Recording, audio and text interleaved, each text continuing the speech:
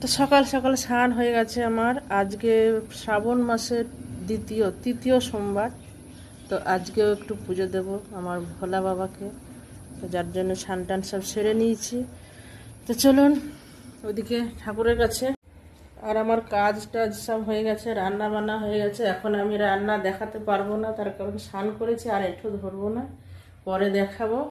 বাকি কাজ সব কমপ্লিট। ঠাকুরের বাসনটা মাজবো আর পুজো দেব।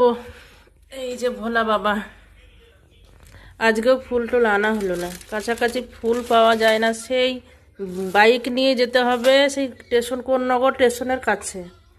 এই কোন্নগর স্টেশনের কাছে ফুল আনতে যেতে আমার 30 থেকে 40 টাকার তেল পড়ে যাবে যেতে আসতে গাড়িতে। 10 টাকা 20 টাকার ফুলের জন্য 20-30 টাকার তেল আমাকে গাড়িতে পোড়াতে হয়। এই জন্যে আমি আর ফুল আনতে পাঠালাম না।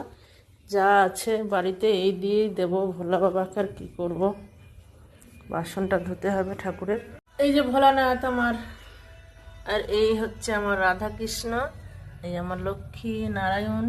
এই যে নারায়ণ, এদিকটা একদম অন্ধকার হয়ে গেছে, ওই দিকে আলোটা আসছে না। এই হচ্ছে আমার ঠাকুর। বন্ধুরা, হরে কৃষ্ণ কৃষ্ণ কৃষ্ণ হরে হরে। ঠাকুর সকলকে ভালো রেখো। তো এই যে আমার কর্তা তুলেছে, কিছুটা ফুল পেয়েছে। আজকে নীলকণ্ঠ ফুটেছে কটা, 3খানা নীলকণ্ঠ ফুটেছে। যা আছে ঘরে তাই দিয়ে দেবো, আর কি করব। ফুল আনতে যেতে হয় অনেকটা দূরে। তো চলুন বন্ধুরা, পুজো টুজো সারি।